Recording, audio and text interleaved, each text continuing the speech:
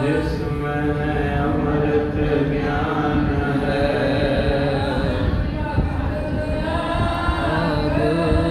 श्री गुरु ग्रंथ साहिब खुद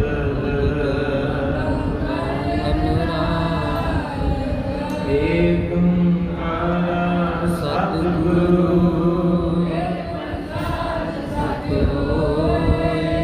वाहिगुरु जी की फतेह सोए, वाहिगुरु जी की फतेह सोए। वाहिगुरु जी का खालसा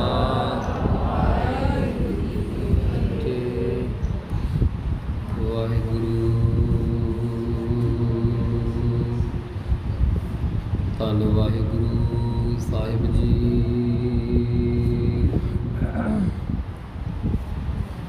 दंडोत बंदन अनक बार,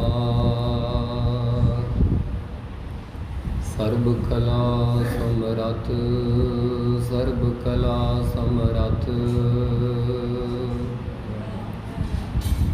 डोलन ते राखो प्रभु, डोलन ते राखो प्रभु। नानक दे कर हथ, नानक दे कर हथ, नानक दे कर हथ, नानक दे कर हथ। वाहिगुरु साहिब जी। फरीदा मैं भुलावा पगदा, मत मैली होए जाए।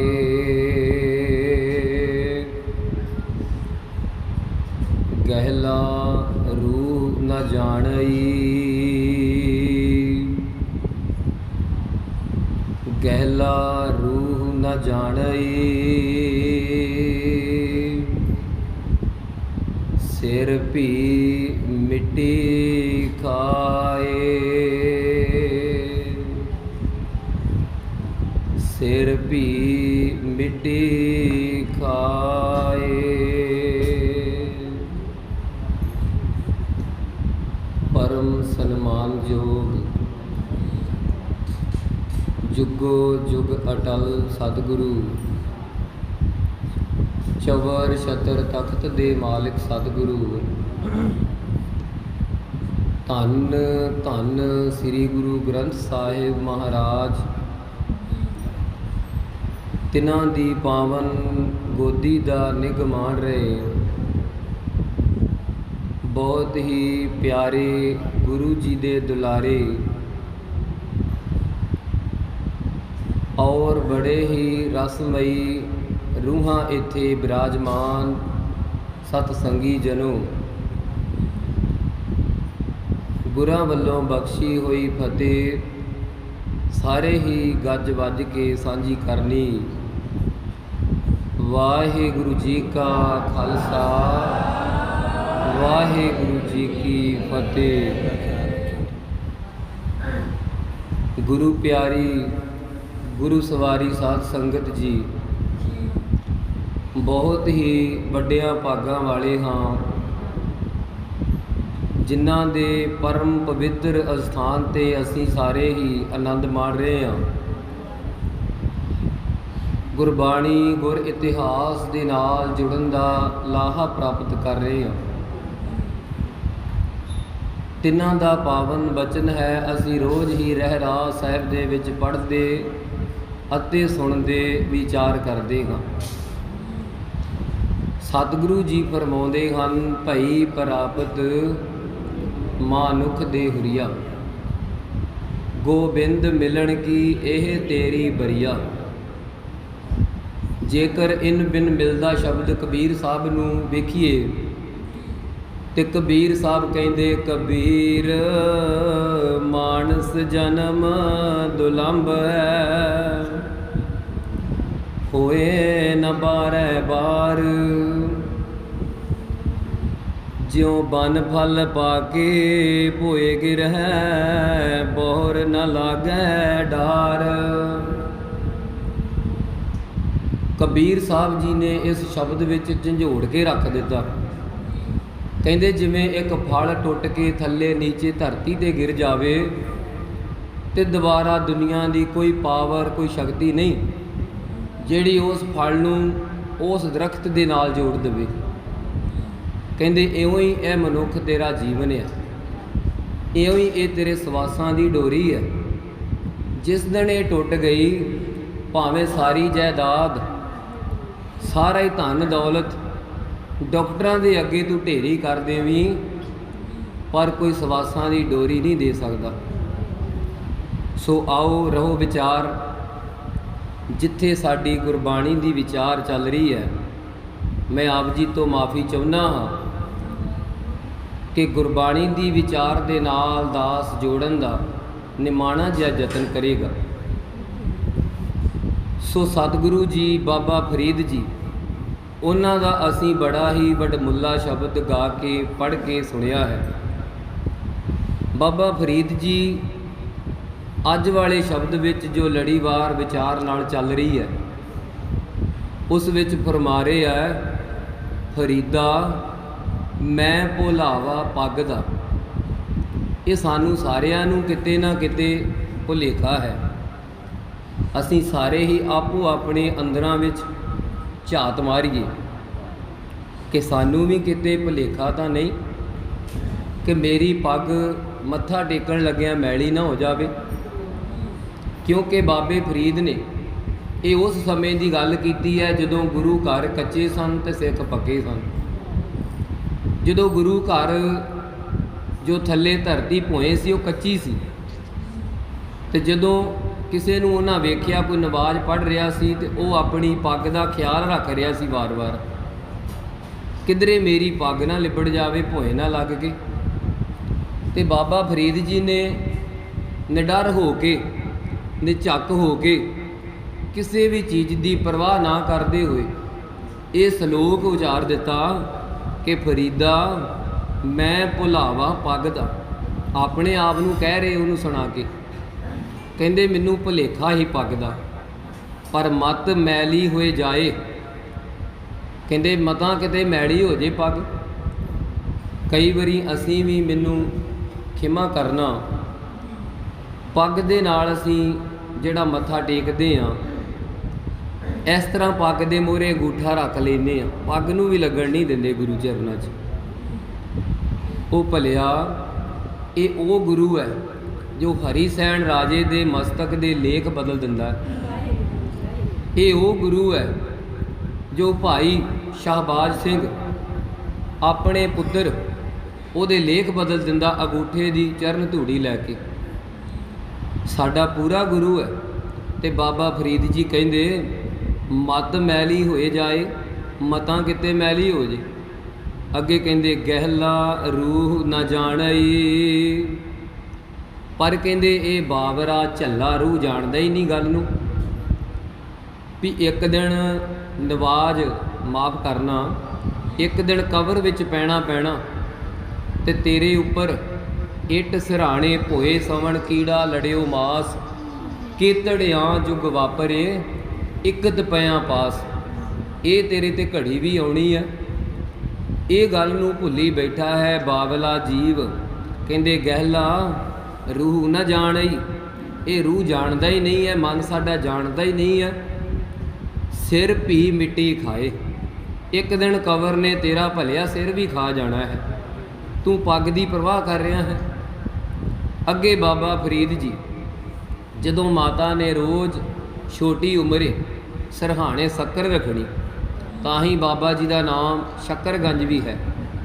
ਬਾਬਾ ਜੀ ਦਾ ਨਾਮ ਸ਼ੇਖ ਫਰੀਦ ਸ਼ੱਕਰਗੰਜ ਹੈ, ਕਿਉਂਕਿ ਸ਼ੱਕਰ ਨਾਲ ਬਹੁਤ ਪਿਆਰ ਕਰਦੇ ਸੀ। ਤੇ ਮਾਤਾ ਨੇ ਕੀ ਕਰਨਾ, ਰੋਜ਼ ਸਿਰਹਾਣੇ ਉੱਠਣ ਤੋਂ ਪਹਿਲਾਂ ਬਾਬਾ ਫਰੀਦ ਜੀ ਦੇ थोड़ी जी शक्कर रख देनी ते की कहना पुत्र, वो अल्लाह, वो ताला, वो वाहिगुरू सानू रोज़ मिठे पदार्थ दिंदा है, वो शक्कर दिंदा है। जेकर उहदी असी नवाज पढ़ीए, जेकर उस वाहिगुरू नू याद करिए, वो सानू शक्कर दिंदा है, पदार्थ दिंदा है। अच्छा माता जी, मैं भी नवाज पढ़िया करांगा। ते बाबा फरीद जी दी माता दा की होया, एक दिन किसी कार विहार विच रुझ कारण शक्कर रखण दा चेता ही भुल गया, सरहाणे शक्कर नहीं रख सके। ते बाबा फरीद जी उधर उठण दा समा हो गया। हुण माता बड़ा फिक्र चिंता झोरा कर रही है भी किधरे हे साइयां, हे अकाल पुरख वाहिगुरू, हे अल्लाह ताला, मेरा पुत्र देखी, उहदी लाज रखी, वो बंदगी नूं टुट ना जावे। अज मैं उहदे सरहाणे शक्कर नहीं रख सकी, वो तेरी नवाज नालों ना टुट जावे, क्योंकि वो शक्कर दे नाल जुड़िया है, वो मिठे पदार्थ दे नाल जुड़िया है। असीं भी कई वारी बच्चे नूं टॉफियां दे के, लालच दे के गुरु घरे लियाउने आ, क्योंकि जुड़दा जुड़दा बच्चा एक दिन टॉफियां दा खेड़ा छड्ड जांदा, गुरु नाल प्यार पा लैंदा। लालच तो इसे लिए हुंदा है। हुण असीं गुरु तो भी मंगदे आ ते गुरु सानू दे ही जांदा ते असीं आई जाने आ। पर इस तरह ना होवे कि ये देन हार प्रभ छोड़ के लागै आन सुआए, नानक कहू न सीजई, बिन नावै पत जाए। कहते नाम तो बिना सारी ही इज्जत पत चली जाया करती है।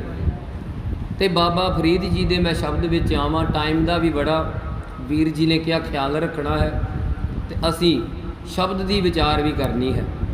सतगुरु किरपा करन, सानू शब्द के दायरे विच रख के विचार आप करवा लेण।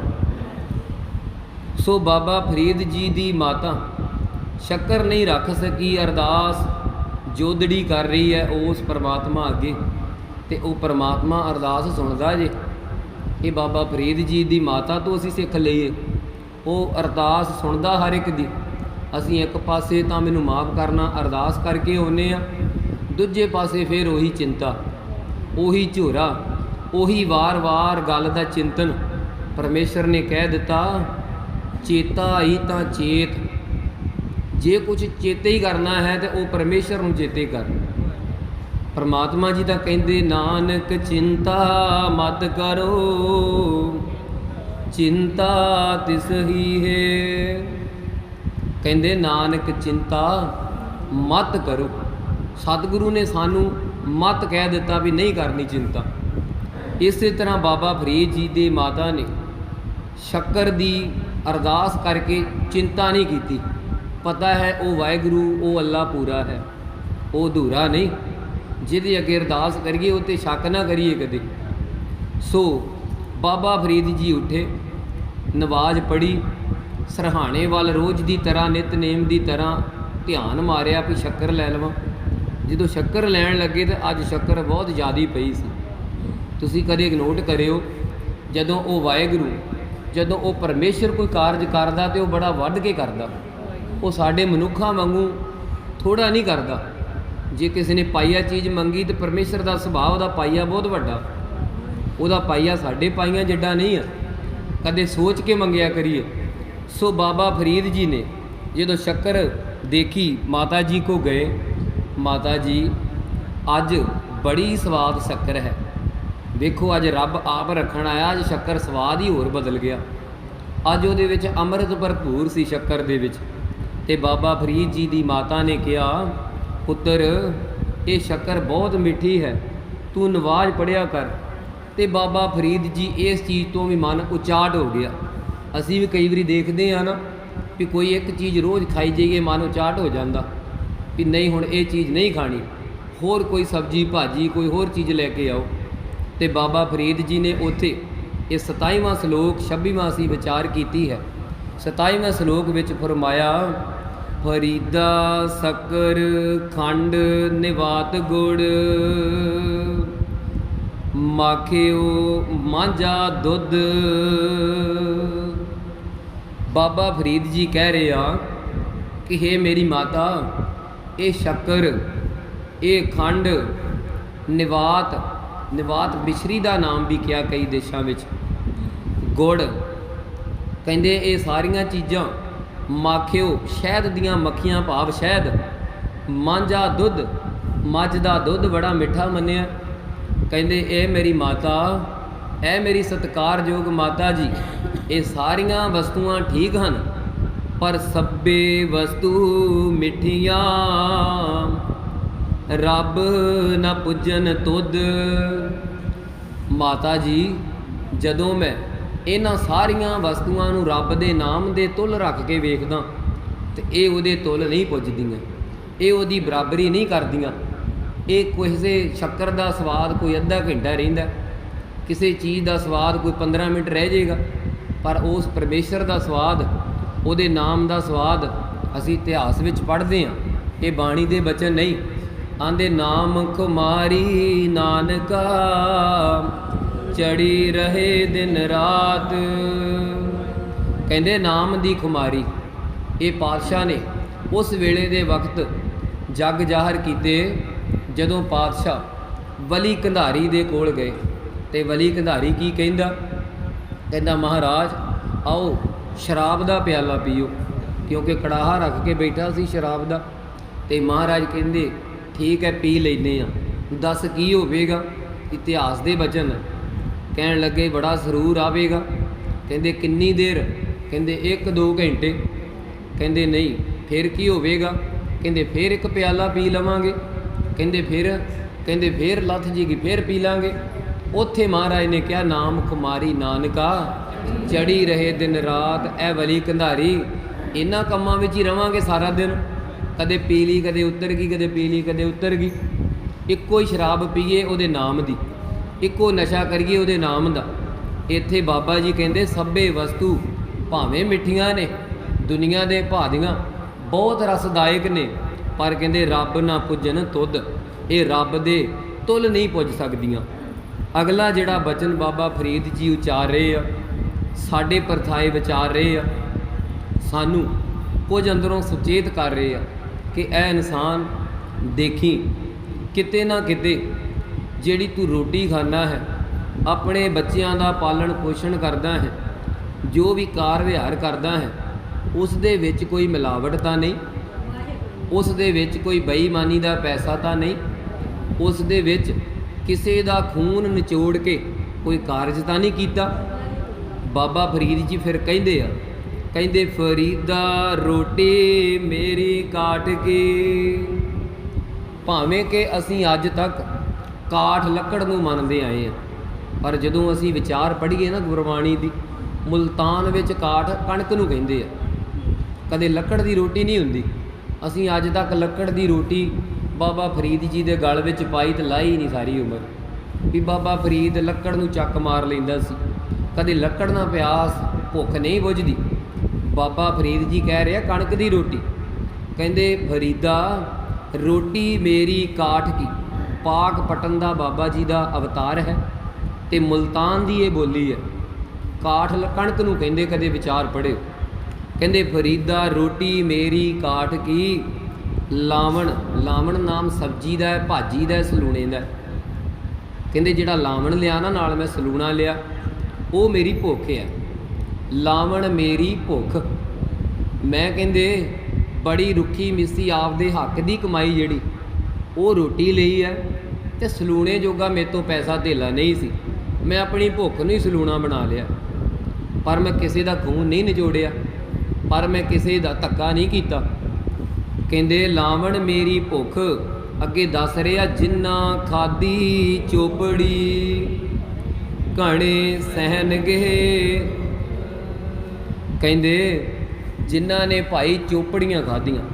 ਹੁਣ ਇੱਥੇ ਸਾਨੂੰ ਇਹ ਬੜਾ ਕਈ ਵਾਰੀ ਭਰਮ ਪਿਆ ਕਿ ਬਾਬਾ ਫਰੀਦ ਜੀ ਤਾਂ ਕਹਿੰਦੇ ਚੋਪੜੀ ਰੋਟੀ ਨਾ ਖਾਇਓ। ਨਹੀਂ, ਚੋਪੜੀ ਤੋਂ ਭਾਵ ਹੈ ਜਿਹਦੇ ਵਿੱਚ ਮਲਕ ਭਾਗੋ ਵਾਂਗੂ ਕਿਸੇ ਦਾ ਖੂਨ ਲਿਸ਼ਕਰਿਆ ਹੋਵੇ, ਜਿਹਦੇ ਵਿੱਚ ਕਿਸੇ ਦਾ ਧੱਕਾ ਕੀਤਾ, ਜਿਹੜਾ ਲਿਸ਼ਕ ਰਿਹਾ ਹੋਵੇ ਘਿਓ ਦੇ ਉੱਤੇ, ਉਸ ਨੂੰ ਕਹਿੰਦੇ ਚੋਪੜੀ। ਕਹਿੰਦੇ ਫਰੀਦਾ ਰੋਟੀ ਮੇਰੀ ਕਾਠ ਕੀ, ਲਾਵਣ ਮੇਰੀ ਭੁੱਖ। ਜਿੰਨਾ ਖਾਧੀ ਚੋਪੜੀ ਘਣੇ ਸਹਿਣਗੇ ਦੁੱਖ। ਅਸੀਂ ਨਾਲ ਨਾਲ ਨਾ ਗੁਰਬਾਣੀ ਉਚਾਰਨ ਦਾ ਵੀ ਖਿਆਲ ਰੱਖਣਾ। ਮੈਨੂੰ ਮਾਫ ਕਰਿਓ, ਤੁਸੀਂ ਸੰਗਤ ਬੜੀ ਹੀ ਵੱਡਿਆਂ ਭਾਗਾਂ ਵਾਲੇ ਹੋ। ਮੈਂ ਤਾਂ ਤੁਹਾਡੇ ਜੋੜਿਆਂ ਦੀ ਜਿਹੜੇ ਥੱਲੇ ਧੂੜ ਹੈ ਨਾ, ਉਹਦੇ ਵਰਗਾ ਵੀ ਨਹੀਂ ਆ। ਬੜੀ ਵੱਡੀ ਤੁਸੀਂ ਸੰਗਤ ਜੀ। ਪਰ ਅਸੀਂ ਗੁਰਬਾਣੀ ਉਚਾਰਨ ਦਾ ਵੀ ਖਿਆਲ ਰੱਖਣਾ।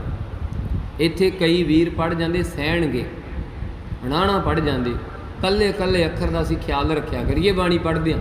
ਇੱਥੇ ਨੰਨਾ ਹੈ ਸਹਿਣਗੇ, ਅਸੀਂ ਪੜ੍ਹ ਜਾਂਦੇ ਘਣੇ ਸਹਿਣਗੇ ਦੁੱਖ, ਭਾਵੇਂ ਮਤਲਬ ਉਹੀ ਬਣਦਾ, ਪਰ ਗੁਰੂ ਜੀ ਕਹਿੰਦੇ ਤੂੰ ਮਰਜ਼ੀ ਆਪਦੀ ਨਾ ਕਰ। ਫਿਰ ਮੈਂ ਨੰਨਾ ਲਾਇਆ, ਮੈਂ ਨਾਣਾ ਲਾਉਣ ਵਿੱਚ ਕੋਈ ਮੈਨੂੰ ਘਾੜ ਸੀ?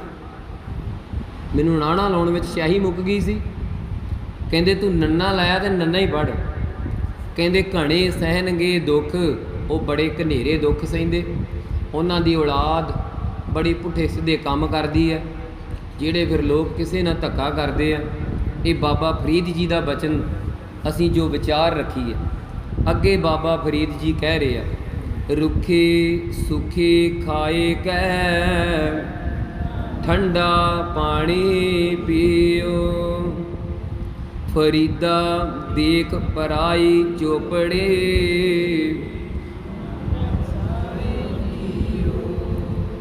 ਬਾਬਾ ਫਰੀਦ ਜੀ ਅਗਲੇ ਸ਼ਲੋਕ ਵਿੱਚ 29 ਨੰਬਰ ਸ਼ਲੋਕ ਹੈ, ਕਹਿੰਦੇ ਰੁੱਖੀ ਸੁੱਖੀ ਖਾਏ ਕਹਿ। ਰੁੱਖੀ ਤੋਂ ਭਾਵ ਹੈ ਕਿ ਕਿਸੇ ਦੇ ਖੂਨ ਵੱਲੋਂ ਰੁੱਖੀ ਹੋਵੇ, ਭਾਵ ਖੂਨ ਨਾ ਹੋਵੇ ਵਿੱਚ ਕਿਸੇ ਦਾ, ਕਿਸੇ ਨਾਲ ਧੱਕਾ ਨਾ ਕੀਤਾ ਹੋਵੇ, ਬੇਈਮਾਨੀ ਬੋਲ ਕੇ ਝੂਠ ਬੋਲ ਕੇ ਉਹ ਪੈਸਾ ਨਾ ਕਮਾਇਆ ਹੋਵੇ। ਇਹਦਾ ਮਤਲਬ ਹੈ ਰੁੱਖੀ ਸੁਖੀ ਖਾਏ ਕਹਿ। ਮਗਰ ਕਹਿੰਦੇ ਠੰਡਾ ਠਾਰ ਨਲਕੇ ਦਾ, ਚਸ਼ਮੇ ਦਾ ਪਾਣੀ ਪੀ ਲੈ, ਕਿਉਂਕਿ ਉਸ ਵਕਤ ਜੋ ਹੁੰਦਾ ਸੀ। ਪਰ ਬਾਣੀ ਜਿਹੜੀ ਹੈ ਇੱਕ ਵਕਤੀ ਨਹੀਂ, ਬਾਣੀ ਸਰਬ ਸਾਂਝੀ ਹੈ। ਭਾਵੇਂ ਕਿਸੇ ਦਾ ਵੀ ਰਾਜ ਹੋਵੇ, ਬਾਣੀ ਸਦਾ ਹੀ ਜਿਹੜੀ ਹੈ ਸਾਰਿਆਂ ਨੂੰ ਸਾਂਝਾ ਉਪਦੇਸ਼ ਦਿੰਦੀ ਹੈ। ਤੇ ਬਾਬਾ ਫਰੀਦ ਜੀ ਕਹਿੰਦੇ ਫਰੀਦਾ ਦੇਖ ਪਰਾਈ ਚੋਪੜੀ, ਨਾ ਤਰਸਾਏ ਜੀਓ। ਕਹਿੰਦੇ ਕਿਉਂ ਤੂੰ ਆਪਣੇ ਜੀ ਨੂੰ ਤਰਸਾਉਣਾ ਹੈ? ਕਿਸੇ ਦੇ ਮਹੱਲ ਛੱਤੇ ਵੇਖ ਕੇ ਆਪਣੇ ਜੀ ਨੂੰ ਤਰਸਾ ਰਿਹਾ ਹੈ, ਕਿਸੇ ਦੀ ਸੋਹਣੀ ਗੱਡੀ ਵੇਖ ਕੇ ਆਪਣੇ ਜੀ ਨੂੰ ਤਰਸਾ ਰਿਹਾ ਹੈ। ਮਹਾਂਪੁਰਖ ਦੱਸਿਆ ਕਰਦੇ ਹਨ ਕਿ ਕਿਸੇ ਘਰ ਵਿੱਚ ਬੜੀ ਸੁੱਖ ਸ਼ਾਂਤੀ ਸੀ, 5 ਭਰਾ ਸਨ, ਹਲ ਵਾਹੁੰਦੇ ਸਨ ਬੋਲਦਾਂ ਨਾਲ, ਤੇ ਬੜੀ ਸੋਹਣੀ ਉਦਾਹਰਨਾਂ ਦਿੱਤੀ ਉਹਨਾਂ ਇਸ ਸ਼ਬਦ 'ਤੇ ਵੀ ਨਾ ਤਰਸਾਏ ਜੀਓ ਕੀ ਹੈ। ਕਹਿੰਦੇ ਜਦੋਂ ਮੈਂ ਸਾਖੀ ਲਾਉਣ ਲੱਗਾ ਧਿਆਨ ਰੱਖਣਾ, ਕਹਿੰਦੇ ਜਦੋਂ ਉਹ ਪਰਿਵਾਰ ਬੜਾ ਸੁਖੀ ਵਸ ਰਿਹਾ ਤੇ ਉਹਨਾਂ ਨੇ ਕੀ ਕਰਨਾ, ਰਾਤ ਨੂੰ 8-9 ਵਜਣੇ ਹਲ ਵਾਹੁੰਦੇ ਆ ਤੇ ਰਾਤ ਨੂੰ ਘਰੇ ਆਉਣਾ, ਭੁੰਜੇ ਹੀ ਸੌਂ ਜਾਣਾ ਰੋਟੀ ਪਾਣੀ ਖਾ ਕੇ, ਕਿਉਂਕਿ ਥੱਕੇ ਟੁੱਟੇ ਇੰਨੇ ਹੁੰਦੇ, ਬੜੇ ਆਨੰਦ ਨਾਲ ਸੌਣਾ, ਰੋਟੀ ਪ੍ਰਸ਼ਾਦਾ ਆਪਦਾ ਹੱਕ ਦਾ ਖਾ ਕੇ। ਉਹਦੇ ਨਾਲ ਹੀ ਮਹਾਂਪੁਰਖ ਦੱਸਿਆ ਕਰਦੇ ਸੀ ਗਵਾਂਢ ਬੜਾ ਕਰੋੜਪਤੀ ਰਹਿੰਦਾ ਸੀ, ਉਹ ਬੜਾ ਦੁਖੀ ਲਾਚਾਰ, ਮਨ ਭਟਕਦਾ, ਕੋਈ ਟਿਕਾ ਨਹੀਂ। ਇੱਕ ਧੀ ਹੈ ਤੇ ਇੱਕ ਪੁੱਤਰ ਹੈ, ਪੁੱਤਰ ਵੀ ਕਹਿਣੇ ਤੋਂ ਬਾਹਰ ਹੈ, ਧੀ ਵੀ ਕਹਿਣੇ ਤੋਂ ਬਾਹਰ ਹੈ, ਤੇ ਕੀ ਬੜਾ ਦੁਖੀ ਹੈ, ਦਿਨ ਰਾਤ ਸੋਚਾਂ ਸੋਚਦਾ।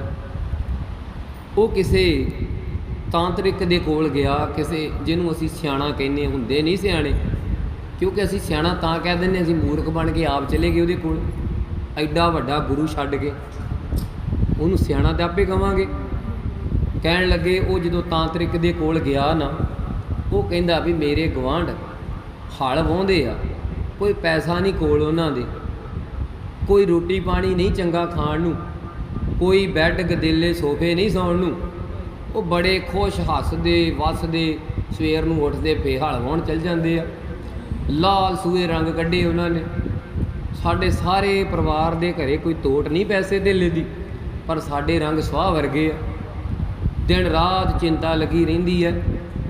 ਉਹ ਕਹਿਣ ਲੱਗਾ ਵੀ ਮੈਂ ਇੱਕ ਤੈਨੂੰ ਜੁਗਤੀ ਦੱਸਦਾ ਹਾਂ, ਜੇ ਉਹਨਾਂ ਨੂੰ ਵੀ ਦੁਖੀ ਕਰਨਾ ਹੈ।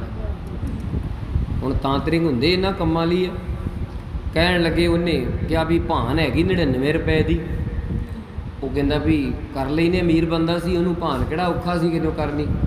ਉਹਨੇ ਭਾਨ ਲਿਆਂਦੀ 99 ਰੁਪਏ ਦੀ, ਰੁਪਈਏ ਭਾਵ 99 ਰੁਪਈਏ ਲੈ ਆਂਦੇ। 99 ਜਦੋਂ ਲਿਆਂਦੇ ਨਾ, ਉਹਦੀ ਬੁੱਕ 'ਚ ਰੱਖ ਦਿੱਤੇ ਅਮੀਰ ਦੇ। ਉਹ ਕਹਿੰਦਾ ਕੀ ਕਰਾਂ। ਤਾਂਤਰਿਕ ਕਹਿੰਦਾ ਰਾਤ ਨੂੰ ਜਦੋਂ ਸੌਣਗੇ ਨਾ, ਇਹ ਸਾਰੇ ਹੀ ਬੁੱਕ ਮਾਰੀ ਉਧਰ ਖਲਾਰ ਦੀ, ਉਹਨਾਂ ਦੇ ਵਿਹੜੇ ਵਿੱਚ। ਉਹ ਖਲਾਰ ਦਿੱਤੇ ਆਇਆ ਜਦੋਂ ਸਵੇਰ ਹੋਈ, ਉਹ ਉੱਠੇ ਹਲ ਵਾਹੁਣ ਵਾਲੇ ਵੀਰ, ਉਹਨਾਂ ਦੀ ਬੀਬੀ ਪਹਿਲਾਂ ਚਾਹ ਧਰਿਆ ਕਰਦੀ ਸੀ ਅੰਮ੍ਰਿਤ ਵੇਲੇ ਉੱਠ ਕੇ। ਉਹਨੇ ਵੇਖਿਆ ਪੈਸੇ ਹੀ ਬੜੇ ਪਏ ਆ। ਉਹਨਾਂ ਵੇਲਿਆਂ 'ਚ ਉਹਨਾਂ ਗਿਣੇ, ਸਾਰੇ ਟੱਬਰ ਨੂੰ ਉਠਾਇਆ, ਚਾਹ ਵੀ ਨਾ ਧਰੀ, ਭੁੱਲ ਗਈ ਚਾਹ ਧਰਨੀ ਵੀ। ਉਹ ਆਂਦੀ ਉੱਠੋ, ਪੈਸੇ ਬੜੇ ਖਿਲਰੇ, ਇਕੱਠੇ ਕਰੀਏ। ਜਦੋਂ ਕੀਤੇ, ਸਾਰੇ ਬਜ਼ੁਰਗ ਵੀ ਉੱਠ ਪਏ, ਵੀਰ ਵੀ ਉੱਠ ਪਏ। ਉਹ ਆਂਦੇ ਬਜ਼ੁਰਗਾਂ ਦਾ ਇਕੱਠੇ ਕਰੋ। ਉਹ ਬੀਬੀ ਕਹਿੰਦੀ ਮੈਂ ਚਾਹ ਤਾਂ ਧਰ ਲਾ। ਉਹ ਕਹਿੰਦਾ ਹੁਣ ਚਾਹ ਨੂੰ ਛੱਡ ਦੂੰ, ਪਹਿਲਾਂ ਪੈਸੇ ਵੇਖੀਏ। ਆ ਗਿਆ ਨਾ ਦੁੱਖ ਮਾਇਆ ਦੇ ਨਾਲ ਹੀ। ਬਾਬਾ ਫਰੀਦ ਜੀ ਨੇ ਸਮਾਪਤ ਕਰਨਾ, ਕਬੀਰ ਨੇ ਕਿਹਾ ਹੈ, ਕਹਿੰਦੇ ਕਬੀਰ ਆਈ ਮੁਝਹਿ ਪੈ, ਅਨਕ ਕਰੇ ਕਰ ਭੇਸ। ਕਹਿੰਦੇ ਬੜੇ ਭੇਸ ਬਣਾ ਬਣਾ ਕੇ ਮਾਇਆ ਮੇਰੇ ਕੋਲ ਵੀ ਆਈ ਸੀ। ਹਮ ਰਾਖੇ ਗੁਰ ਆਪਨੇ, ਉਨ ਕੀਨੋ ਆਦੇਸ। ਸਾਨੂੰ ਸਾਡੇ ਗੁਰੂ ਨੇ ਰੱਖ ਲਿਆ ਜਦੋਂ ਆਈ, ਕਿਉਂਕਿ ਨਾਕੋ ਕਾਟੀ, ਕਾਨੂ ਕਾਟੀ, ਕਾਟ ਕੂਟ ਕਹਿ ਡਾਰੀ। ਕਹੋ ਕਬੀਰ ਸੰਤਨ ਕੀ ਬੈਰਨ, ਤੀਨ ਲੋਕ ਕੀ ਪਿਆਰੀ। ਤਿੰਨਾਂ ਲੋਕਾਂ ਦੀ ਇਹ ਪਿਆਰੀ ਆ ਮਾਇਆ। ਤੇ ਕਹਿੰਦੇ ਉਹ ਪਰਿਵਾਰ ਜਦੋਂ ਉੱਠਿਆ, ਪੈਸੇ ਇਕੱਠੇ ਕੀਤੇ, ਵੱਡਾ ਬਜ਼ੁਰਗਾਂ ਦਾ ਮੇਰੇ ਹੱਥ 'ਤੇ ਰੱਖੋ ਕਿੰਨੇ ਆ, ਗਿਣੋ। ਜਦੋਂ ਗਿਣੇ ਨਾ, ਉਹ 99 ਰੁਪਈਏ ਸੀ। ਬਜ਼ੁਰਗਾਂ ਦਾ ਅੱਜ ਤੋਂ ਚਾਹ ਘੱਟ ਧਰਿਆ ਕਰੋ, ਪ੍ਰਸ਼ਾਦਾ ਘੱਟ ਪਕਾਇਆ ਕਰੋ। ਕਹਿੰਦੇ ਕਾਰਨ, ਕਹਿੰਦੇ ਜਿਹੜਾ ਰੁਪਈਆ ਥੁੱਟਦਾ ਉਹ ਵੀ ਪੂਰਾ ਕਰੋ। ਇਹਦੇ ਵਿੱਚ ਦੁੱਖ ਆ ਗਿਆ ਨਾ, ਬੰਦੇ ਨੂੰ ਸਹਿਸ ਖਟੈ ਲੱਖ ਕੋਟ ਧਾਵੈ, ਤ੍ਰਿਪਤ ਨਾ ਆਵੈ। ਕਿਉਂਕਿ ਹੋਰ ਨੂੰ, ਕਿਉਂਕਿ ਇਹ ਹੋਰ ਨੂੰ ਤ੍ਰਿਸ਼ਨਾ ਵਿਰਲੇ ਹੀ ਕੀ ਬੁੱਝੀ ਹੈ। ਇਹ ਕਿਸੇ ਵਿਰਲੇ ਦੀ ਪਰਮੇਸ਼ਰ ਨੇ ਬੁਝਾਈ ਹੈ। ਧੰਨ ਗੁਰੂ ਅਰਜਨ ਦੇਵ ਮਹਾਰਾਜ, ਸ਼ਹੀਦਾਂ ਦੇ ਸਰਤਾਜ ਸਤਿਗੁਰੂ, ਜਿਨ੍ਹਾਂ ਦੇ ਪਾਵਨ ਅਸਥਾਨ 'ਤੇ ਅਸੀਂ ਇਹ ਕਥਾ ਵਿਚਾਰਾਂ ਰਲ ਮਿਲ ਕੇ ਆਨੰਦ ਮਾਣ ਰਹੇ ਹਾਂ। ਉਹ ਫਿਰ ਪਰਿਵਾਰ ਉਸ ਦਿਨ ਤੋਂ ਦੁਖੀ ਹੋ ਗਿਆ ਮਾਇਆ ਵਿੱਚ। ਮੈਂ ਅਰਜ਼ ਕਰ ਰਿਹਾ ਸੀ, ਕੋਈ ਮਾਇਆ ਵਿੱਚ ਦੁਖੀ ਕਿਵੇਂ ਹੁੰਦਾ? ਛੇਵੇਂ ਪਾਤਸ਼ਾਹ ਨੇ ਤਾਂ ਕਹਿ ਦਿੱਤਾ, ਮੇਰੀ ਪੀਰੀ ਦੇ ਮਾਲਕ ਨੇ, ਕਿ ਮਾਇਆ ਗੁਜ਼ਰਾਨ ਹੈ, ਪੁੱਤਰ ਨਿਸ਼ਾਨ ਹੈ, ਔਰਤ ਈਮਾਨ ਹੈ। ਜੇਕਰ ਮਾਇਆ ਨਾ ਹੋਵੇ ਤੇ ਬਾਬੇ ਕਬੀਰ ਨੇ ਕਿਹਾ, ਕੋਈ ਆਵਤ ਪਹੀਆ ਖੁਦੇ ਜਾਹੇ। ਘਰ ਪ੍ਰਾਹੁਣੇ ਆਉਂਦੇ, ਉਹ ਵੀ ਖਾਲੀ ਚਲ ਜਾਂਦੇ। ਮਾਇਆ ਚਾਹੀਦੀ ਹੈ, ਪਰ ਗੁਜ਼ਾਰੇ ਜੋਗੀ, ਸਿਰ ਘਮਾਉਣ ਵਾਲੀ ਮਾਇਆ ਨਾ ਹੋਵੇ। ਸਤਿਗੁਰੂ ਕਹਿੰਦੇ, ਦੇਖੋ ਭਾਈ ਨਾ ਤਰਸਾਏ ਜੀਓ, ਅਸੀਂ ਸਮੇਂ ਦੇ ਵਿੱਚ ਰਹਿਣਾ ਹੈ। ਅੱਗੇ ਬਾਬਾ ਫਰੀਦ ਜੀ ਇੱਕ ਦਿਨ ਬੜੇ ਨਿਰਾਸ਼, ਬੜੇ ਹੀ ਵਿਰਾਗ ਵਿੱਚ ਬੈਠੇ ਹਨ, ਤੇ ਉਹਨਾਂ ਨੇ ਸ਼ਬਦ ਉਚਾਰਿਆ। ਉਹ ਕਹਿੰਦੇ, ਅੱਜ ਨਾ ਸੁੱਤੀ ਕੰਤ ਸਿਓ, ਅੰਗ ਮੁੜੇ ਮੁੜ ਜਾਏ। ਬਾਬਾ ਫਰੀਦ ਜੀ ਕਹਿੰਦੇ ਕਿ ਅੱਜ ਮੈਂ ਕੰਤ ਨਾਲ ਸੌਂ ਨਹੀਂ ਸਕੀ, ਅੱਜ ਮੈਂ ਵਾਹਿਗੁਰੂ ਦੀ ਯਾਦ ਵਿੱਚ ਰਹਿ ਨਹੀਂ ਸਕੀ, ਅੱਜ ਮੈਂ ਪਰਮੇਸ਼ਰ ਦੀ ਯਾਦ ਦੇ ਨਾਲ ਉਹ ਸਮਾਂ ਨਹੀਂ ਬਤੀਤ ਕਰ ਸਕੀ ਤੋਂ ਭਾਵ ਅਸੀਂ ਸਾਰੇ ਇਸਤਰੀਆਂ ਵਾਂ। ਕਹਿੰਦੇ ਅੱਜ ਨਾ ਸੁੱਤੀ ਕੰਤ ਸਿਓ, ਅੰਗ ਮੁੜੇ ਮੁੜ ਜਾਏ। ਜਿਵੇਂ ਕਹਿੰਦੇ ਕਿਸੇ ਨਾਰ ਦਾ ਪਤੀ ਚੜ੍ਹਾਈ ਕਰ ਜਾਵੇ, ਉਹਦੇ ਅੰਗ ਮੁੜਦੇ ਆ, ਦੰਦਲਾਂ ਪੈਂਦੀਆਂ। ਕਹਿੰਦੇ ਇਸ ਤਰ੍ਹਾਂ ਮੇਰੇ ਵੀ ਅੰਗ ਮੁੜ ਰਹੇ ਅੱਜ, ਮੇਰਾ ਬੜੀ ਘਬਰਾਹਟ ਹੋ ਰਹੀ ਹੈ। ਹਿਰਦਾ ਰੂਪੀ ਮੇਰਾ ਅੰਗ ਮੁੜ ਮੁੜ ਕੇ ਜਾਣ ਡਿਆ। ਅੰਗ ਮੁੜੇ ਮੁੜ ਜਾਏ। ਅੱਗੇ ਕਹਿੰਦੇ ਫਿਰ ਜਾਏ ਪੁੱਛੋ ਦੁਹਾਗਣੀ, ਤੁਮ ਕਿਉਂ ਰਹਿਣ ਵਿਹਾਏ। ਕਹਿੰਦੇ ਮੈਂ ਜਾ ਕੇ ਉਹਨਾਂ ਨੂੰ ਪੁੱਛਿਆ, ਦੁਹਾਗਣੀ ਜਿਹੜੀਆਂ ਕਹਾਉਂਦੀਆਂ ਤੇ ਸੁਹਾਗਣਾ ਵਾ, ਪਰ ਕਦੇ ਸੁਹਾਗ ਦਾ ਆਨੰਦ ਨਹੀਂ ਮਾਣਿਆ। ਬਾਣਾ ਤੇ ਸੁਹਾਗਣਾ ਵਾਲਾ ਹੈ ਕਦੇ, ਪਰ ਪਤੀ ਸੇਜਾ ਤੇ ਆਇਆ ਹੀ ਨਹੀਂ। ਹਾਰ ਸ਼ਿੰਗਾਰ ਬਹੁਤ ਲਾਏ, ਪਰ ਪਤੀ ਨਹੀਂ ਸੇਜਾ ਤੇ ਆਇਆ।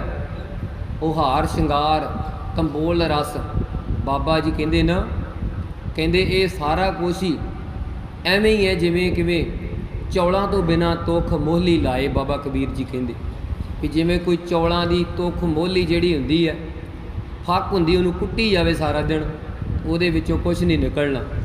ਕਹਿੰਦੇ ਇਸੇ ਤਰ੍ਹਾਂ ਮੈਂ ਪੁੱਛਿਆ ਉਹਨਾਂ ਨੂੰ, ਜਾਏ ਪੁੱਛੋ ਦੁਹਾਗਣੀ, ਤੁਮ ਕਿਉਂ ਰਹਿਣ ਵਿਹਾਏ। ਤੁਸੀਂ ਕਿੱਦਾਂ ਰਾਤ ਗੁਜ਼ਾਰਦੀਆਂ ਜੇ ਭੈਣੋ? ਮੈਂ ਤੇ ਇੱਕ ਦਿਨ ਨਹੀਂ ਉਹਦੀ ਯਾਦ ਵਿੱਚ ਰਹੀ ਤੇ ਮੇਰੇ ਅੰਗ ਮੁੜ ਗਏ ਆ, ਮੇਰਾ ਬੁਰਾ ਹਾਲ ਹੈ। ਤੁਸੀਂ ਕਿਵੇਂ ਰਾਤਾਂ ਨੂੰ ਗੁਜ਼ਾਰਦੀਆਂ ਹੋ, ਦਿਨ ਨੂੰ ਕਿਵੇਂ ਗੁਜ਼ਾਰਦੀਆਂ ਹੋ। ਤੇ ਬਾਬਾ ਫਰੀਦ ਜੀ ਫਿਰ ਆਪਣੇ ਮਨ ਨੂੰ ਧਰਵਾਸ ਦਿੰਦੇ ਆ। ਕਹਿੰਦੇ ਸਹੁਰੈ ਢੋਈ ਨਾ ਲਹੈ, ਪਈਐ ਨਾਹੀ ਥਾਉ। ਕਹਿੰਦੇ ਐਸੀਆਂ ਜਿਹੜੀਆਂ ਦੁਹਾਗਣਾਂ ਵਾ, ਐਸੀਆਂ ਜਿਹੜੀਆਂ ਵੱਧ ਚੱਲਣਾ ਔਰਤਾਂ ਹਨ। ਔਰਤਾਂ ਤੋਂ ਭਾਵ ਅਸੀਂ ਸਾਰੇ ਹੀ ਔਰਤਾਂ। ਜੇ ਪਰਮੇਸ਼ਰ ਵਾਹਿਗੁਰੂ ਨੂੰ ਕਦੇ ਸੇਜਾ 'ਤੇ ਨਹੀਂ ਲਿਆਂਦਾ, ਕਦੇ ਹਿਰਦੇ ਵਿੱਚ ਯਾਦ ਨਹੀਂ ਕੀਤਾ, ਅਸੀਂ ਸਾਰੇ ਹੀ ਵੱਧ ਚੱਲਣੇ ਆ। ਜੇਕਰ ਵਾਹਿਗੁਰੂ ਨੂੰ ਚੇਤੇ ਨਹੀਂ ਕੀਤਾ ਤਾਂ, ਨਹੀਂ ਤਾਂ ਅਸੀਂ ਬੜਿਆਂ ਵੱਡਿਆਂ ਭਾਗਾਂ ਵਾਲੇ ਆ। ਕਹਿੰਦੇ ਉਸ ਐਸੀ ਇਸਤਰੀ ਨੂੰ ਸਹੁਰੈ ਨਾ ਸਹੁਰੇ ਘਰ ਢੋਈ ਮਿਲਦੀ ਆ, ਪਈਐ ਨਾ ਪੇਕੇ ਘਰ ਢੋਈ ਮਿਲਦੀ ਆ। ਕਿਤੇ ਵੀ ਉਹਦਾ ਥਾਂ ਥਿੱਤਾ ਨਹੀਂ ਬਣਦਾ। ਪੇਕੇ ਵਾਲੇ ਕਹਿੰਦੇ ਤੂੰ ਕੋਈ ਗੁਣ ਨਹੀਂ ਸਿੱਖਿਆ ਰਹਿ ਕੇ ਇੱਥੇ। ਸਹੁਰੇ ਵਾਲੇ ਕਹਿੰਦੇ ਕੈਸੇ ਤੇਰੇ ਕੁਚੱਜੇ ਮਾਂ ਪਿਓ, ਕੈਸੀ ਤੂੰ ਕੁਚੱਜੀ, ਜਿਹੜਾ ਕੁਝ ਸਿੱਖਿਆ ਹੀ ਨਹੀਂ। ਕਹਿਣ ਲੱਗੇ ਪਈਐ ਨਾਹੀ ਥਾਉ, ਪਿਰ ਵਾਤੜੀ ਨਾ ਪੁੱਛੇ। ਕਹਿੰਦੇ ਐਸੀ ਇਸਤਰੀ ਦੀ ਪਿਰ ਪਤੀ ਵਾਹਿਗੁਰੂ ਬਾਤ ਨਹੀਂ ਪੁੱਛਦਾ। ਧਨ ਸੁਹਾਗਣ ਨਾਉ। ਕਹਿੰਦੇ ਧਨਤਾ ਜੋਗਵਨ ਸੁਹਾਗਣ ਦਾ ਨਾਉ ਜਿਨ੍ਹਾਂ ਨੇ ਰਖਾਇਆ, ਜਿਹੜੀਆਂ ਸੱਚੀ ਮੁੱਚੀ ਧਨਤਾ ਹਨ, ਜਿਹੜੀਆਂ ਸੱਚਮੁੱਚ ਹੀ ਉਸ ਪਰਮੇਸ਼ਰ ਨਾਲ ਰੋਜ਼ ਸੌਂਦੀਆਂ ਹਨ, ਚੇਤੇ ਕਰਕੇ ਉਸ ਪਰਮੇਸ਼ਰ ਨੂੰ ਸੇਜਾ 'ਤੇ ਲਿਆਉਂਦੀਆਂ ਹਨ। ਅੱਗੇ ਬਾਬਾ ਫਰੀਦ ਜੀ ਫਰਮਾ ਰਹੇ ਹੈ, ਸਹੁਰੈ ਪਈਐ ਕੰਤ ਕੀ, ਕੰਤ ਅਗੰਮ ਅਥਾਹ। ਅੱਗੇ ਬਾਬਾ ਫਰੀਦ ਜੀ ਬੜਾ ਹੀ ਸਾਨੂੰ ਸੁਚੇਤ ਕਰਕੇ ਕਹਿ ਰਹੇ ਆ ਕਿ ਸਹੁਰੈ ਪਈਐ ਦੋਵੇਂ ਥਾਈਂ, ਸਹੁਰੇ ਤੇ ਪੇਕੇ, ਕੰਤ ਕੀ। ਕਹਿੰਦੇ ਐਸੀ ਜਿਹੜੀ ਇਸਤਰੀ ਆ ਜਿਹਦੀ ਸਹੁਰੇ ਘਰ ਵੀ ਬੜੀ ਇੱਜ਼ਤ ਹੈ, ਪਈਐ ਪੇਕੇ ਘਰ ਵੀ ਬੜੀ ਇੱਜ਼ਤ ਹੈ। ਕੰਤ ਅਗੰਮ ਅਥਾਹੋ, ਜਿਹਦਾ ਕੰਤ ਇੰਦਰੀਆਂ ਦੀ ਗਮਤਾ ਤੋਂ ਪਰੇ ਆ, ਜਿਹਦਾ ਕੰਤ ਕਿਸੇ ਸ਼ਸਤਰ ਨਾਲ ਕੱਟਿਆ ਨਹੀਂ ਜਾਂਦਾ, ਜਿਹਦਾ ਕੰਤ ਕਿਸੇ ਦੇ ਕੋਲੋਂ ਢਾਇਆ ਨਹੀਂ ਜਾਂਦਾ। ਕਿਉਂਕਿ ਬਾਬਾ ਗੁਰੂ ਨਾਨਕ ਪਾਤਸ਼ਾਹ ਨੇ ਕਹਿ ਦਿੱਤਾ, ਜਦੋਂ ਸਿੱਧਾਂ ਨੇ ਪੁੱਛਿਆ ਸੀ ਕਿ ਗੁਰੂ ਨਾਨਕ ਜੀ ਕਿਰਪਾ ਕਰੋ, ਤੁਸੀਂ ਕਹਿੰਦੇ ਉਹਦੀ ਬੜੀ ਵਡਿਆਈ, ਉਹ ਬੜਾ ਵੱਡਾ, ਤੁਸੀਂ ਕਹਿੰਦੇ ਅਸੀਂ ਦੇਖਿਆ ਵੀ, ਫਿਰ ਦੱਸੋ ਉਹਨੂੰ ਥਾਪਿਆ ਕਿਹਨੇ, ਉਹਨੂੰ ਕੀਤਾ ਭਾਵ ਜਨਮ ਕਿਹਨੇ ਦਿੱਤਾ। ਤੇ ਬਾਬਾ ਗੁਰੂ ਨਾਨਕ ਪਾਤਸ਼ਾਹ ਜੀ ਕਹਿ ਰਹੇ ਆ, ਥਾਪਿਆ ਨਾ ਜਾਏ ਕੀਤਾ ਨਾ ਹੋਏ। ਐ ਸਿੱਧੋ ਉਹ ਕਿਸੇ ਦਾ ਥਾਪਿਆ ਨਹੀਂ, ਉਹ ਕਿਸੇ ਦਾ ਕੀਤਾ ਭਾਵ ਜਨਮ ਨਹੀਂ ਦਿੱਤਾ। ਕਿਉਂਕਿ ਨਾ ਤਾਤਾ ਹੈ ਨਾ ਮਾਤਾ ਹੈ, ਉਹਦਾ ਕੋਈ ਵੀ ਤਾਤਾ ਹੈ, ਕੋਈ ਉਹਦਾ ਮਾਤਾ ਪਿਤਾ ਨਹੀਂ, ਉਹਦਾ ਕੋਈ ਵੀ ਸ਼ਰੀਕ ਨਹੀਂ ਹੈ। ਕਹਿਣ ਲੱਗੇ ਸਿੱਧੋ ਆਪੇ ਆਪ ਨਿਰੰਜਨ ਸੋਏ। ਉਹ ਨਿਰਅੰਜਨ ਕਾਲਕ ਤੋਂ ਰਹਿਤ ਵਾਹਿਗੁਰੂ ਆਪਣੇ ਆਪ 'ਚੋਂ ਪੈਦਾ ਹੋਇਆ। ਆਸਾ ਦੀ ਵਾਰ ਰੋਜ਼ ਪੜ੍ਹਦੇ ਸੁਣਦੇ ਆ। ਪਾਤਸ਼ਾਹ ਕਹਿੰਦੇ ਆਪੀਨੈ ਆਪ ਸਾਜਿਓ, ਆਪੀਨੈ ਰਚਿਓ ਨਾਉ। ਐ ਸਿੱਧੋ ਉਹਨੇ ਆਪਣੇ ਆਪ ਨੂੰ ਆਪੇ ਹੀ ਸਾਜਿਆ, ਉਹਨੇ ਆਪਣਾ ਨਾਂ ਵੀ ਰਚਿਓ ਨਾਉ, ਆਪੇ ਹੀ ਰਚਿਆ, ਕੋਈ ਉਹਦਾ ਨਾਂ ਰੱਖਣ ਵਾਲਾ ਨਹੀਂ। ਸਾਡਾ ਕਿਸੇ ਨੇ ਜੱਗਾ ਜੱਸਾ ਕੋਈ ਜੋਗਿੰਦਰ ਕੁਛ ਨਾਂ ਰੱਖ ਦਿੱਤਾ ਕਿਸੇ ਨੇ, ਪਰ ਉਸ ਪਰਮੇਸ਼ਰ ਦਾ ਨਾਂ ਉਹਨੇ ਆਪੇ ਰੱਖਿਆ, ਆਪੇ ਰਚਿਓ ਨਾਉ। ਕਹਿੰਦੇ ਐਸਾ ਕੰਤ ਅਗੰਮ ਅਥਾਹੂ, ਨਾਨਕ ਸੋ ਸੁਹਾਗਣੀ ਜੋ ਭਾਵੈ ਬੇਪਰਵਾਹ। ਨਾਨਕ ਮੋਹਰ ਲਾ ਕੇ ਬਾਬਾ ਫਰੀਦ ਜੀ ਇੱਥੇ ਕਹਿ ਰਿਹਾ ਹੈ ਕਿ ਉਹ ਸੁਹਾਗਣੀ ਹੈ ਜਿਹਦੇ ਪਿੱਛੇ ਗੱਲ ਕਰ ਰਹੇ ਆ ਕਿ ਸਹੁਰਾ ਤੇ ਪੇਕੇ ਦੋਨੇ ਥਾਈਂ ਇੱਜ਼ਤ ਮਾਣ ਹੈ ਜਿਹਦਾ, ਉਹ ਸੁਹਾਗਣ ਹੈ। ਉਹਨੂੰ ਤੇ ਜੀ ਆਇਆਂ ਕਹਿੰਦੇ ਸਾਰੇ ਵੀ ਬੜੀ ਸੋਹਣੀ ਇਹ ਸੁਚੱਜੀ ਹੈ, ਇਹਦਾ ਮਾਂ ਪਿਓ ਸੁਚੱਜਾ, ਇਹਦੇ ਭੈਣ ਭਰਾ ਸੁਚੱਜੇ, ਜਿਨ੍ਹਾਂ ਨੇ ਇਹਨੂੰ ਇੰਨੇ ਸੋਹਣੇ ਸੁਚੱਜੇ ਗੁਣ ਦਿੱਤੇ, ਜਿਨ੍ਹਾਂ ਨੇ ਇੰਨਾ ਰਹਿਣ ਬਹਿਣ ਸਹਿਣ ਦਿੱਤਾ ਇਹਨੂੰ, ਇਹ ਬੜੀ ਸੋਹਣੀ ਹੈ, ਇਹ ਸਾਡੀ ਨੂੰਹ ਰਾਣੀ ਬਹੁਤ ਚੰਗੀ ਹੈ। ਸਤਿਗੁਰੂ ਕਹਿੰਦੇ ਨਾਨਕ ਸੋ ਸੁਹਾਗਣੀ ਜੋ ਭਾਵੈ ਬੇਪਰਵਾਹ। ਕਹਿੰਦੇ ਉਹ ਬੇਪਰਵਾਹ ਵਾਹਿਗੁਰੂ ਜੋ ਉਹਨੂੰ ਭਾਉਂਦਾ ਹੈ ਨਾ, ਐਸੀ ਉਹ ਸੁਹਾਗਣੀ ਜਿਹੜੀ ਉਹਦੇ ਨਾਲ ਜੁੜੀ ਆ। ਅੱਗੇ ਬਾਬਾ ਫਰੀਦ ਜੀ ਫਿਰ ਬੜੀ ਐਸੀ ਇੱਕ ਗੱਲ ਕਰ ਰਹੇ ਹੈ ਕਿ ਜਿਹੜੀ ਇਸਤਰੀ ਰੋਜ਼ ਨਹਾ ਧੋ ਕੇ ਹਾਰ ਸ਼ਿੰਗਾਰ ਲਾਉਂਦੀ ਹੈ, ਪਰ ਪਤੀ ਕੋਲ ਕੋਈ ਨਹੀਂ। ਪਤੀ ਬਹੁਤ ਦੂਰ ਹੈ, ਪਤੀ ਬਹੁਤ ਅਰਸੇ ਹੋ ਗਏ ਮਿਲੇ ਨੂੰ, ਕਿਉਂਕਿ ਬੰਦਾ ਵਿਛੜਦਾ ਉਹ ਤੋਂ ਹੈ ਜਿਹਨੂੰ ਕਦੇ ਮਿਲਿਆ ਹੋਵੇ। ਬਾਬਾ ਰਵਿਦਾਸ ਜੀ ਨੇ ਕਿਉਂ ਕਹਿ ਦਿੱਤਾ, ਸਮਾਂ ਬਹੁਤ ਥੋੜ੍ਹਾ ਹੈ। ਬਾਬਾ ਰਵਿਦਾਸ ਜੀ ਕਹਿੰਦੇ ਨਾ, ਬਹੁਤ ਜਨਮ ਵਿਛਰੇ ਤੇ ਵਾਧੂ।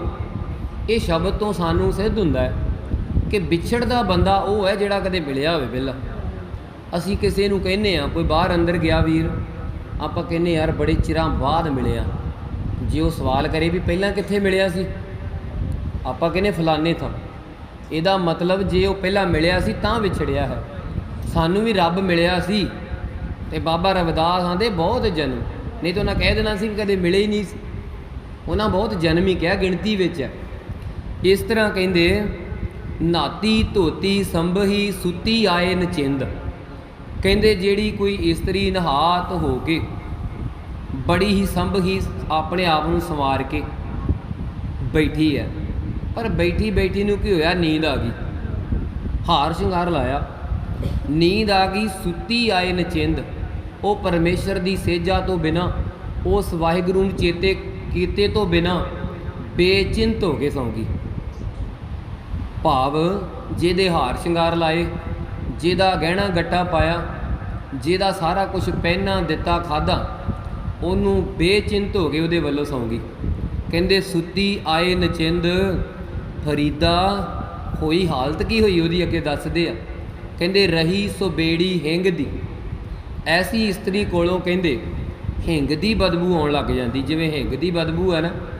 ਕਹਿੰਦੇ ਗਈ ਕਥੂਰੀ ਗੰਧ, ਜਿਹੜੇ ਅਸਲੀ ਉਹਨੇ ਖੁਸ਼ਬੂਦਾਰ ਕੋਈ ਉਹਨੇ ਪਰਫਿਊਮ ਵਗੈਰਾ ਖੁਸ਼ਬੂ ਵਾਲੀਆਂ ਕੋਈ ਵਸਤੂਆਂ ਲਾਈਆਂ ਸਨ, ਵਰਤੀਆਂ ਸਨ, ਉਹ ਸਾਰੀਆਂ ਹੀ ਗਈਆਂ। ਭਾਵ ਖੁਸ਼ਬੂ ਤੋਂ ਭਾਵ ਅੰਦਰ ਹਿਰਦੇ ਵਿੱਚ ਨਾਮ ਦੀ ਖੁਸ਼ਬੂ, ਉਹ ਸਾਰੀ ਜਾਂਦੀ ਲੱਗੀ ਜਦੋਂ ਬੇਚਿੰਤ ਹੋ ਕੇ ਸੌਂ ਗਈ।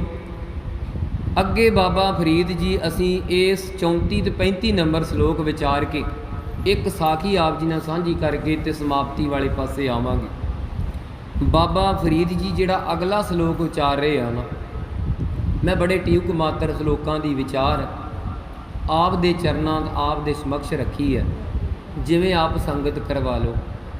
ਨਹੀਂ ਤਾਂ ਇਸ ਤੋਂ ਉੱਤੇ ਵੀ ਇੱਕ ਸ਼ਲੋਕ ਨੂੰ ਸਾਲ ਵੀ ਲੱਗ ਸਕਦਾ। ਇੱਦਾਂ ਦੇ ਵਿਦਵਾਨ ਵੀ ਸਤਿਗੁਰੂ ਨੇ ਪੈਦਾ ਕੀਤੇ।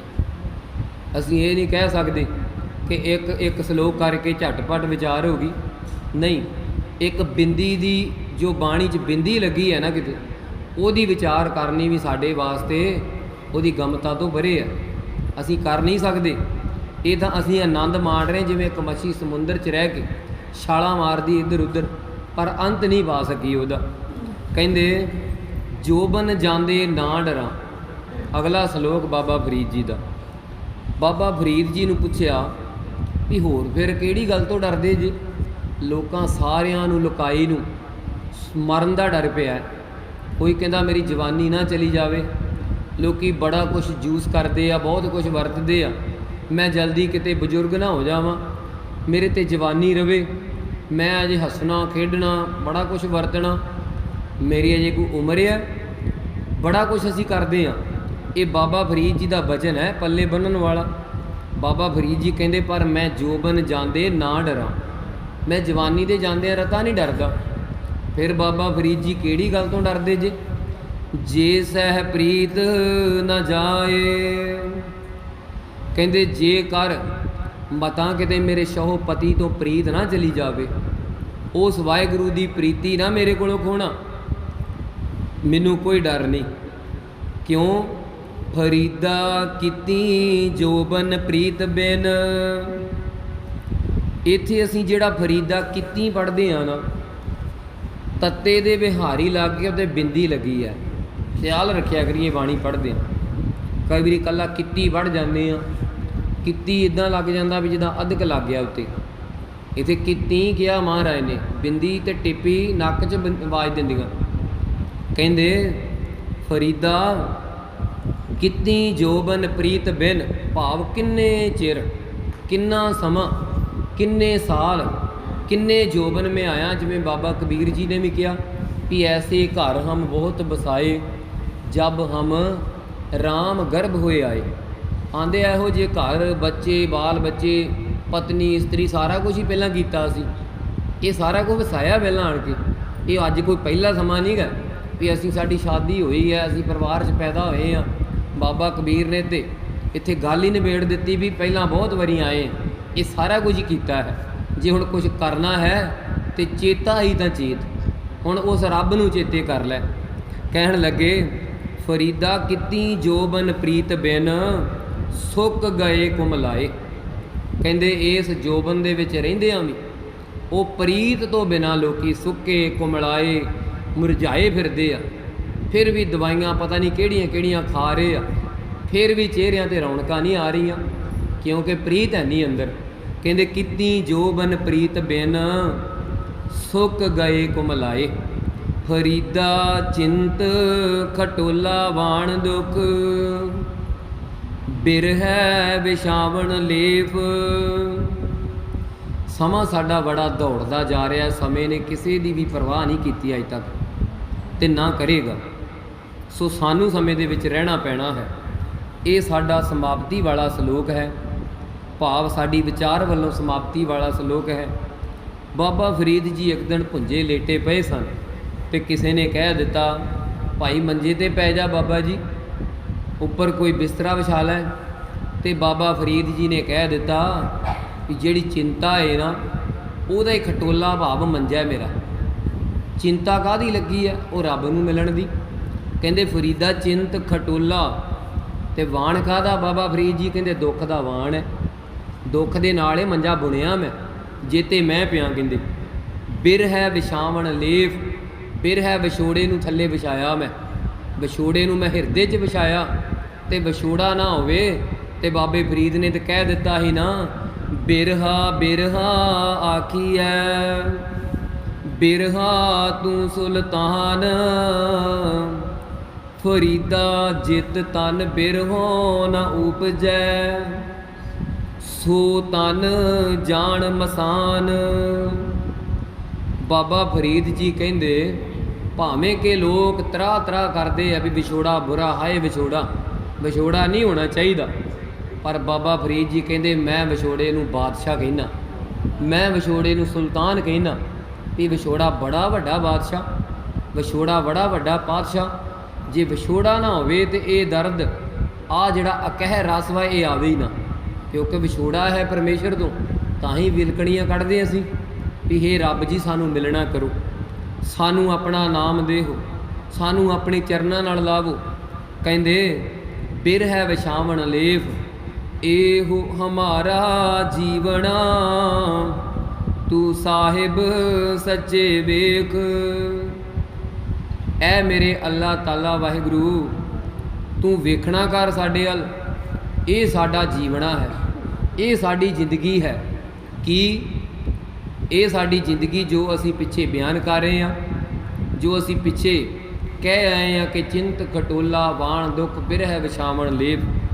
सो साध संगत जी समा साडा दौड़दा जा रहा है। 35 नंबर तक सलोक असी अज बाबा फरीद जी शक्करगंज शेख फरीद धन गुरु अर्जन देव महाराज जी की किरपा सदका इन्हां सलोकां दी विचार आप जी दे चरण कमलों पास रखी है। सो सतगुरु किरपा करन। आओ असी कुछ समाप्ति ते मंगल बाणी दे एक दो पढ़ने हैं, फिर समाप्ति वाल असी वधना है। सो पिछे पूरा आप जी ने साथ देना है। आओ संगत जी साथ देना। गुरपुरा जिन सिमरिया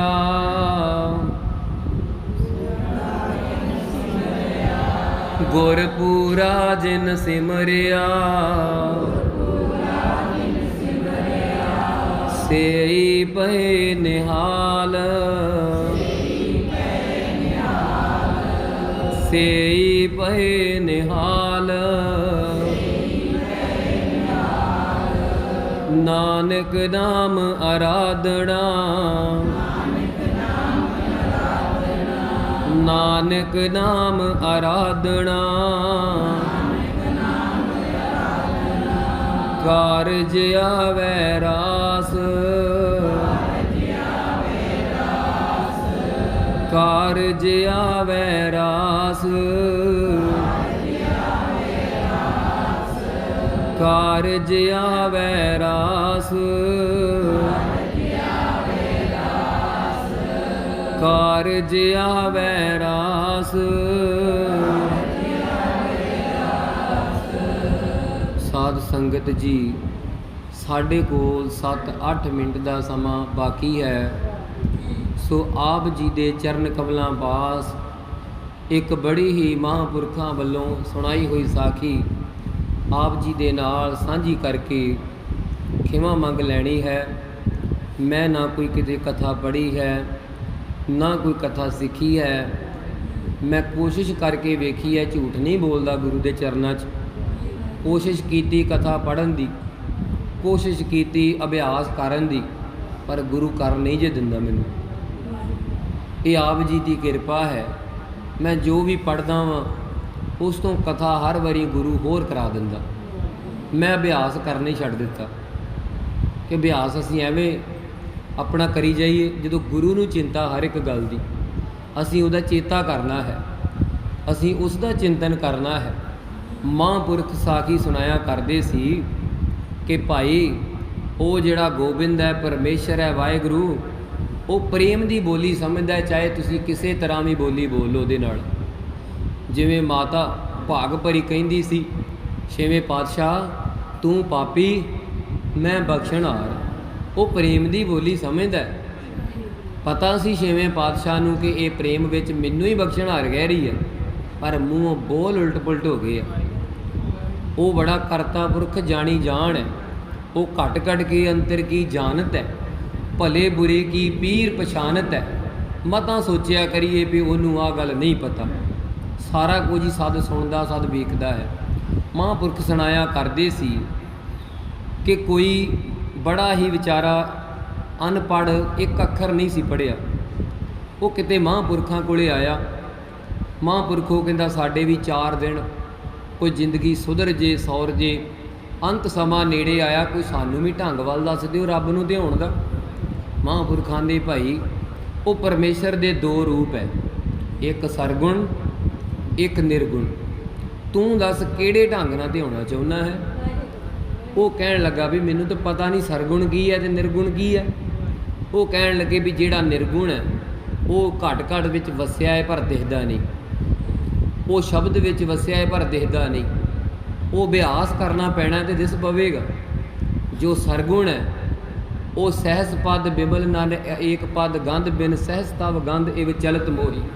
अज जितने सारे हज़ारां अखां नेत्र साडे ये उहदे सरगुण दे आ, जितने पैर हन ये वो सरगुण दे आ, जितनियां बाहां हन ये वो सरगुण दियां हन। वो कहण लगा मैनू सौखा जिहा ढंग सरगुण दा ही दस दिओ। महापुरख मैं थोड़ी जी गल नूं छोटी करा क्योंकि समा दौड़दा जा रहा। महापुरख कहंदे भाई फिर बह जा, चौंकड़ा ला के उन्होंने दसिया कि उहदे गल विच सुच्चे मोतियां दी माला है।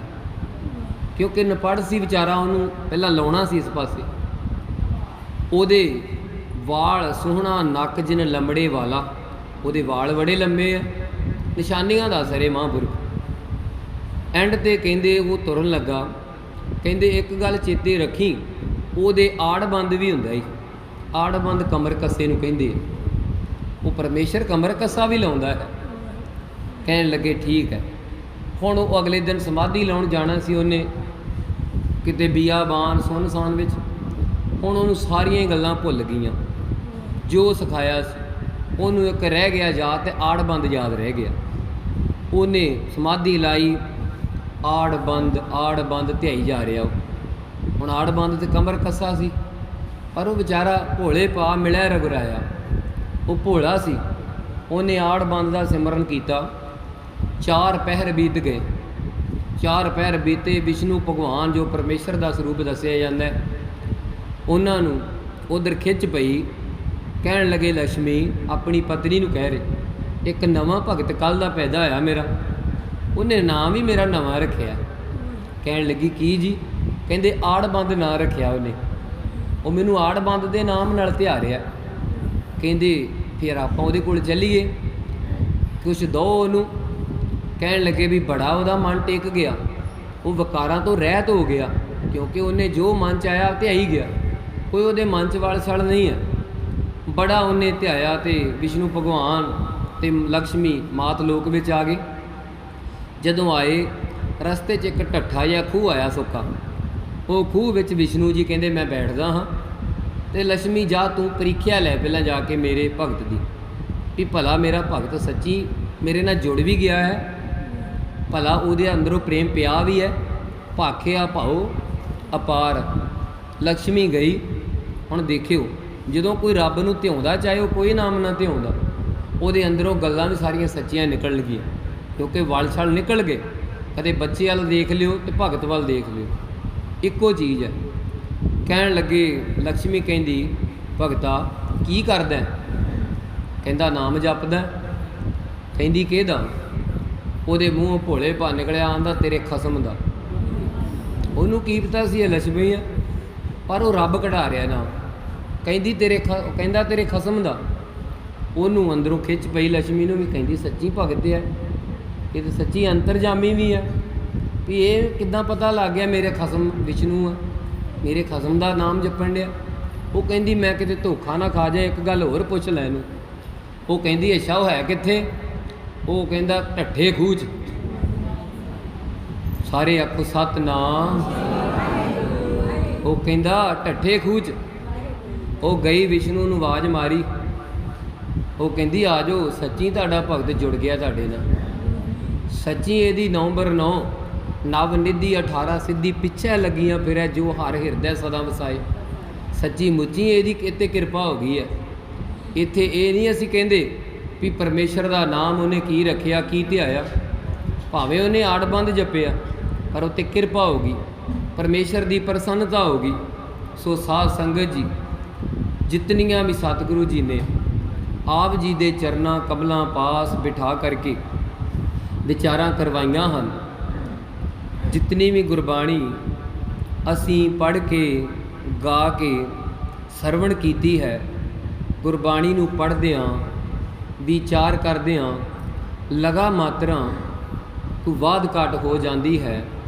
ਧੰਨ ਗੁਰੂ ਅਰਜਨ ਦੇਵ ਮਹਾਰਾਜ, ਸ਼ਹੀਦਾਂ ਦੇ ਸਿਰਤਾਜ ਸਤਿਗੁਰੂ, ਸੋਢੀ ਬੰਸ ਦੇ ਪੁੰਜ ਸਤਿਗੁਰੂ,